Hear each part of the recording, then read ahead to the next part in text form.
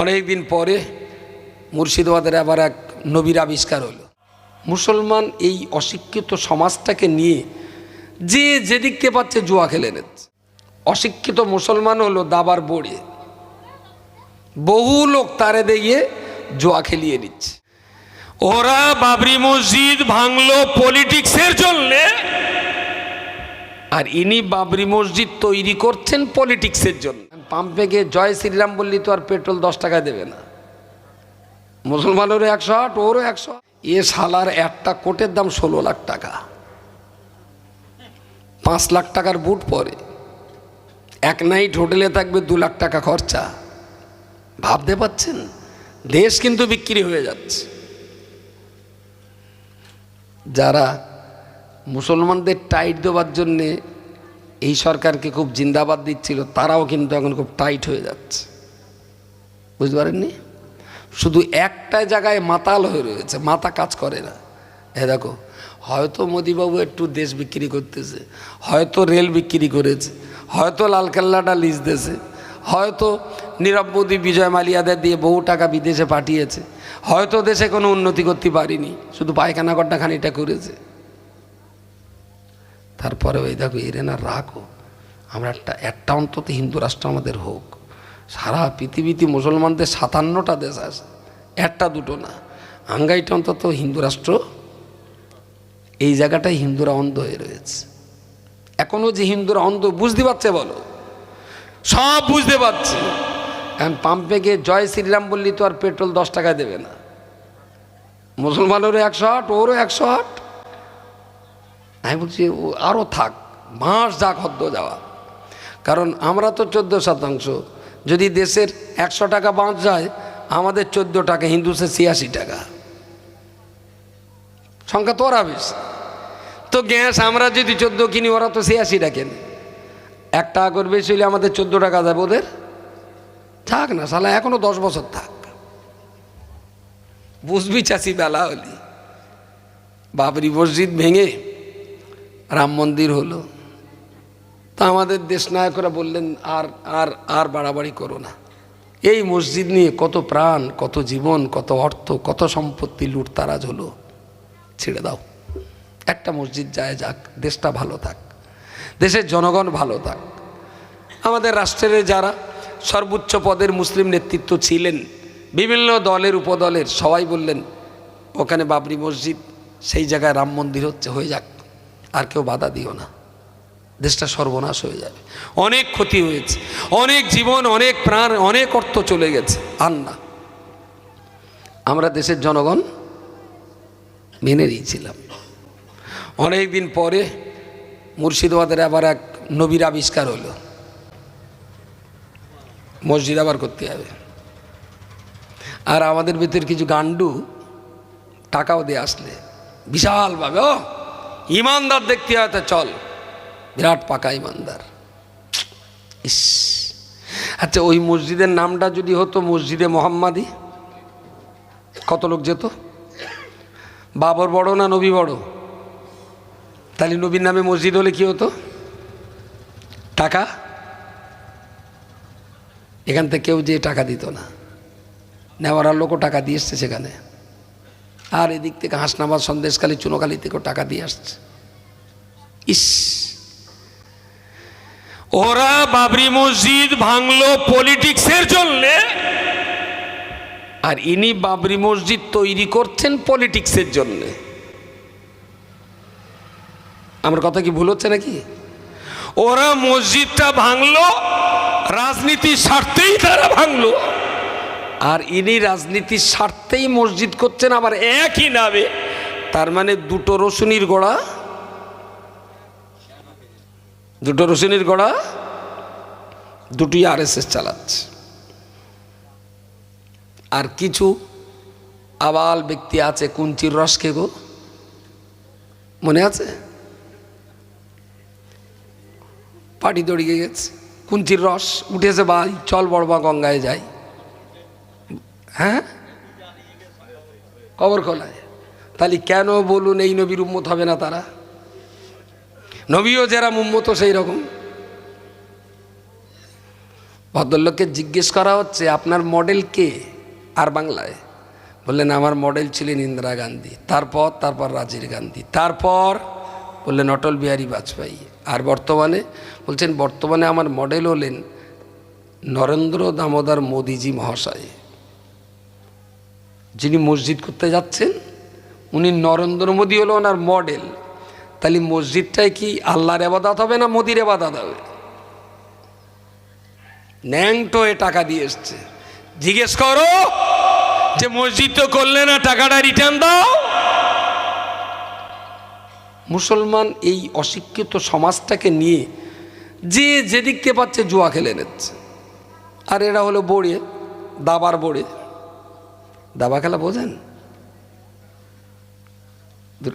দু একটা লোক বোঝে। আমি যখন ওই বসিরহাটে থাকতাম, অর্ঘ ক্লাবের সামনেই মরহুম মগফুর আমার চাচাজি ফজলুর রহমান, উনি ওই নার্সারির কাজ করতেন, হয়তো অনেকের চেনা থাকতে পারে। ফজলুর, আমি ওনার বাড়িতে থেকে আমিনিয়া মাদ্রাসায় পড়তাম। আর তার আগে থাকতাম ওই নিকিরিপাড়ায় মরহুম সারের দোকানদার মরহুম হাজি আব্দুর রশিদ সাহেব। ও আচ্ছা, তো রশিদ সাহেবের বাড়ি কিছুদিন থাকলাম। তারপর যখন কলকাতায় ভর্তি হলাম তখন আব্বার বন্ধু ছিলেন ফজলুল চাচা, একটু ট্রেনে যাওয়া আসা করতে হবে, তো ওনার বাড়িতে থাকলাম। তো সেই সময় থেকেই ব্যাপারগুলো আমার যথেষ্ট রকমের ধারণা তৈরি হয়েছে, বুঝবার চেষ্টা করেছি যে মন্দির মসজিদ ইত্যাদি ইত্যাদি যাই বলি না কেন, যেটাই বলি আর যাই করি না কেন, আমার মনে হয়েছে শিক্ষার অভাব হেতু, উপযুক্ত জ্ঞানের অভাব হেতু এই জাতিটাকে নিয়ে বহু লোক জুয়া খেলে দিচ্ছে যে যার মতো। এরা হলো বোর্ডের তাস, এরা হলো দাবার বোর্ডে। তো ট্রেনে করে কলকাতায় যেতাম, তো ট্রেনে সামনে আর দুই দল বসে বসে সামনাসামনি দাবা খেলা হতো। তো এই দেখতে দেখতে আমিও দাবা একটা আমি শিখে গেলাম। তা যাক 1-1.5 ঘন্টা তো বসে থাকতে হতো। তো দেখে আমি এইটা বুঝেছি যে ঘোড়া সোজা গে ডাইনে বাঁয়ে যেতে পারে, আর হাতি সোজা যাবে, এদিকে যাবে না। নৌকা নাকি একটা আছে, সে যেদিকে ইচ্ছা সেদিক যেতে পারে, সোজাসুজি যাবে, কোনাকুনি না।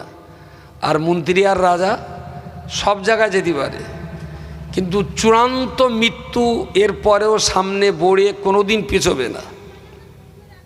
সাধারণ সৈনিক ও পিছতে পারবে না, ডাইনি যেতে পারবে না, বামে যেতে পারবে না, বড়ে পোষায় শুধু মরার জন্যে। অশিক্ষিত মুসলমান হলো দাবার বড়ে। বহু লোক তারে দিয়ে জোয়া খেলিয়ে নিচ্ছে, এদের কোনো বুদ্ধিসাধ্য হয় না। প্রিয় শ্রোতা মণ্ডলী, মনে রাখুন, আমি আপনাকে বলতে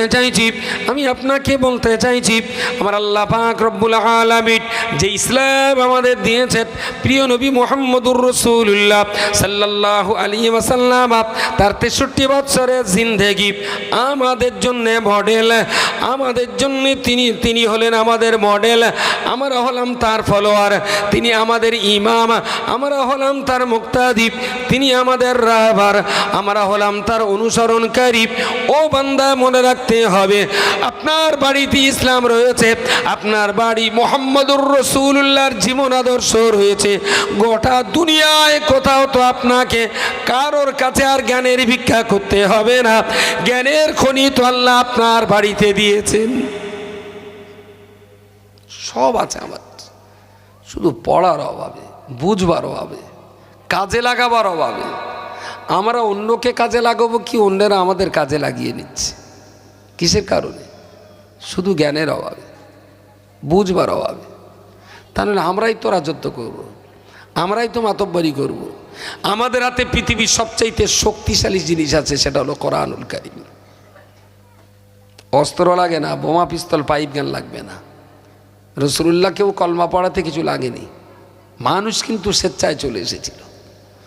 আমরা যদি কোরআনটাকে নিজেদের জীবনে কাজে লাগাতে পারতাম, তাহলে প্রতিবেশী অমুসলিমরা আমাদের আদর্শে উদ্বুদ্ধ হয়ে তারাও কিন্তু ইসলামের দিকে কনভার্টেড হতো, অনুপ্রাণিত হতো। কিন্তু তারা তো হচ্ছে না, কারণ আমাদের কাছ থেকে তারা ইসলামের আসল আদর্শ পাচ্ছে না। যেটা পাচ্ছে সেটার সাথে ইসলামের কোনো সম্পর্ক নেই। এইটা আমাকে খুব ভাবায়।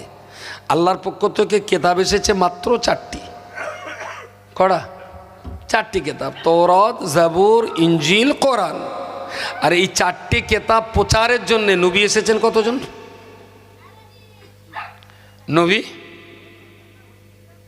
1,25,000, 1,24,000, 1,24,000।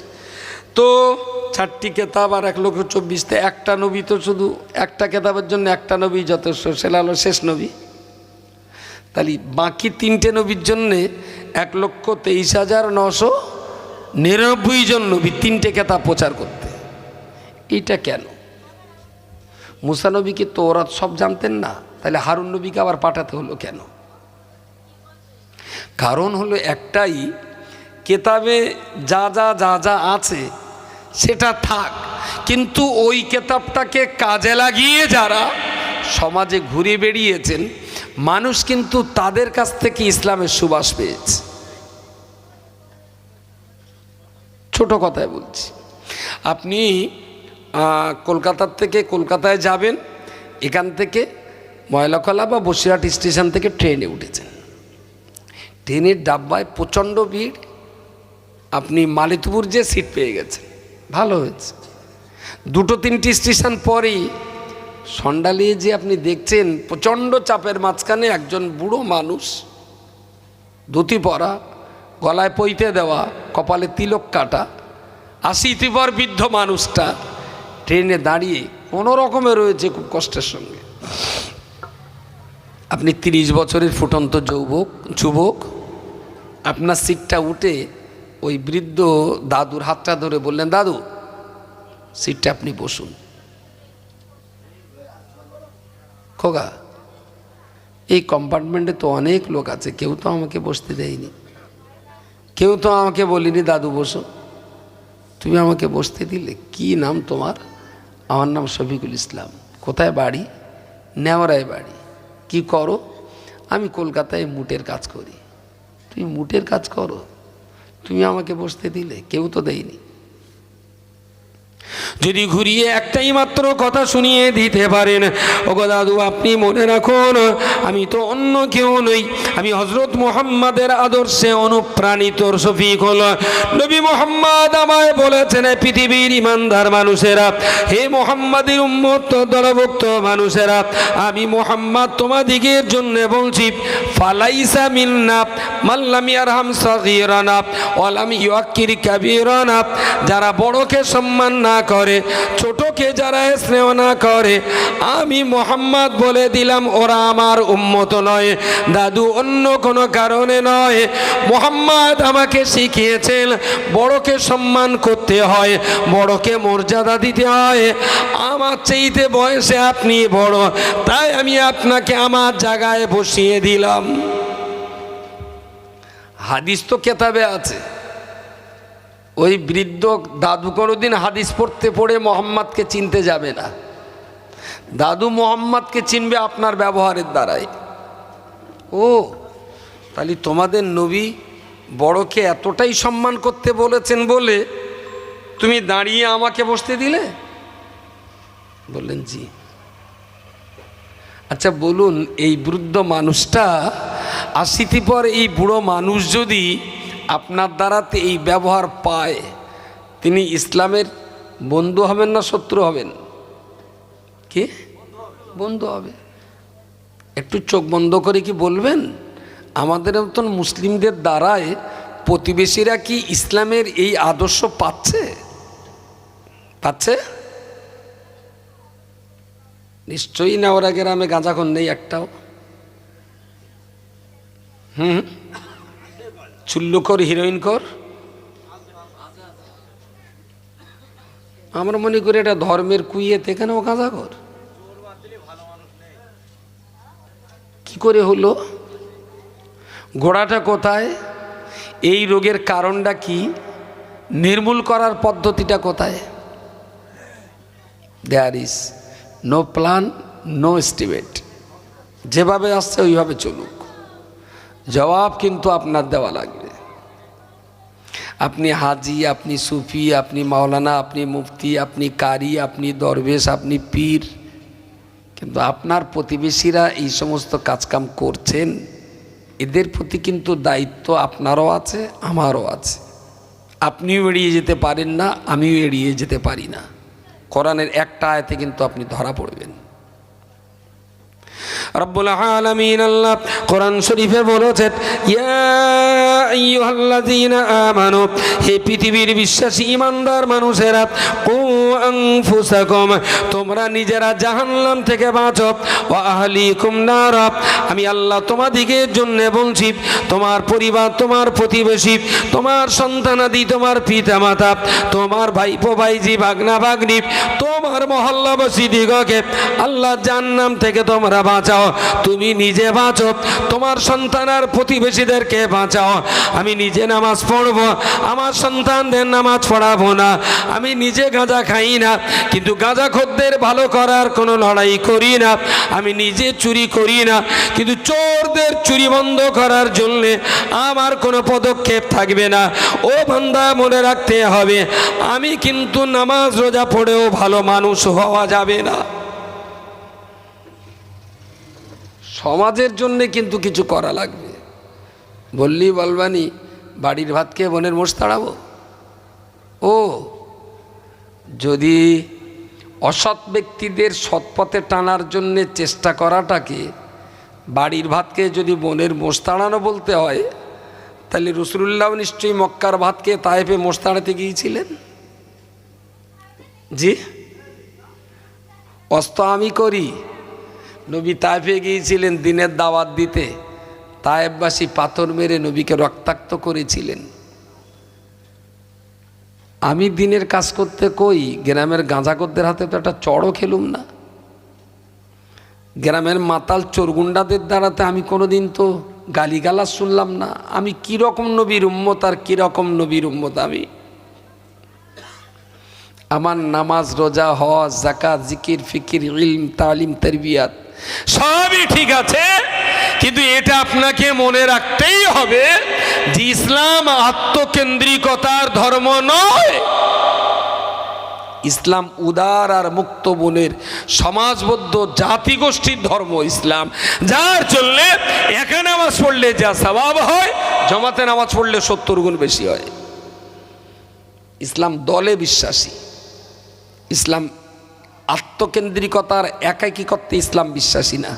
জান্নাতে আমি একা গেলে হবে না। আমি, আমার বাবা মা, আমার ছেলে মেয়ে, আমার বাসের লোক, আমার দেশের লোক, আমার গ্রামের লোক, তাদের সবাইকে নিয়ে একসঙ্গে জান্নাতে যাব। মুসলমানের এই চিন্তা হওয়া উচিত।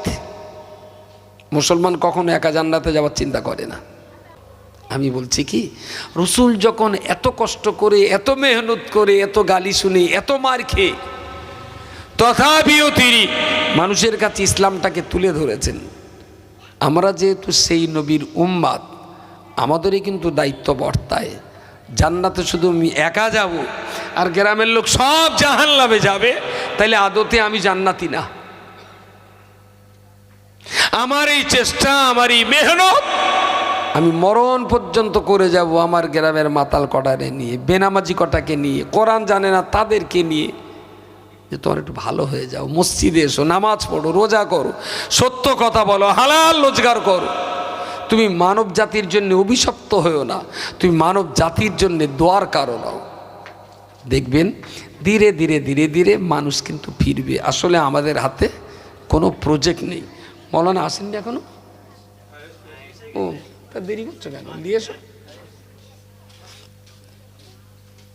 আলহামদুলিল্লাহ, আমি এত সময় ধরে যে কথাগুলো আপনাদের বোঝাবার চেষ্টা করেছি, ছোটোখাটোভাবে যতটুকু পেরেছি আমি দুটো কথা বলবার চেষ্টা করেছি।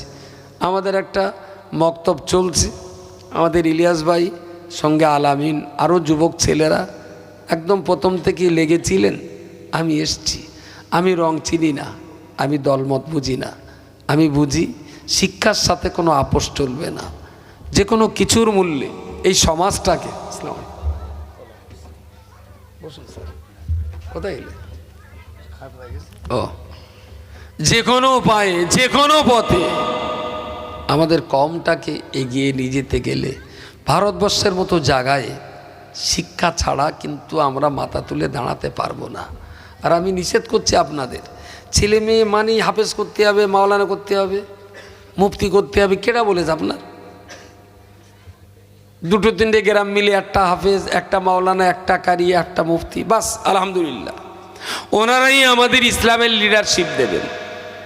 বাকি ছেলে পিলে লেখাপড়া শিখুক, কেউ ডাক্তার হোক, কেউ ইঞ্জিনিয়ার হোক, কেউ ব্যারিস্টার হোক, কেউ থানার ওসি হোক, কেউ দেশের সেনা দেশের পাহারাদার তৈরি হোক, কেউ বা বিডি হোক, কেউ বা এসডি হোক, কিন্তু মুসলিম ঘরের সন্তান হিসাবে তাদের সবার ভিতরে মিনিমাম ইসলামটা থাক। ওরা যেন 5 ওয়াক্ত নামাজি হয়, সকাল সন্ধ্যা কোরআন না পড়ে, ওরা যেন মিথ্যাবাদী না হয়, ওরা যেন দেশের জনগণের প্রতি দয়াদ্র হয়, ওরা যেন নিষ্ঠুর ঘুষখোর যেন তৈরি না হয়। ইসলামের এই মৌলিক আদর্শগুলো থাক, সেই সাথে সাথে ওরা আমাদের জায়গাটা দখলে রাখুক। জানবেন, আমি খুব ক্লিয়ার বলছি, পলিটিক্স করে কোনো দিনই আমরা ভালো জায়গা করতে পারবো না। কারণ দেশের নিরিখে আমাদের ভোট সংখ্যা মাত্র 14%, 14% আমাদের ভোট। ভারতবর্ষের সব মুসলমান যদি এক হয়ে যায় তাহলে 60 থেকে 65টা এমপি পাবে। এই 65টা এমপি নিয়ে আমরা কি পার্লামেন্টে কোনো বিল পাস করতে পারবো? কোনো বিল, একটা বিল আমরা পাস করতে পারবো না। তাহলে আমার মনে হয় এমএলএ হওয়া খুব কঠিন, তার চেয়ে অনেক সহজ আপনার বাচ্চাটাকে বিডিও বানানো, আপনার বাচ্চাটাকে এসডিপিও বানানো, আমার ছেলেটাকে ওসি আইসি বানানো। যদি আমরা বাচ্চাদের এই জায়গায় পৌঁছে দিতে পারি, তাদের যে কলমের শক্তিটা থাকবে সেটা কিন্তু জাতিকে অনেক কিছু পাইয়ে দিতে পারে। সব কাজ যে এমএলএ এমপিরা পারে, তাদের চাইতে অনেক শক্তি বেশি শিক্ষার এই যোগ্যতার মানদণ্ড নিয়ে যারা সিটে বসেছেন, তারা কিন্তু অনেক কিছু করতে পারেন। আমি অনুরোধ করছি আপনাদের।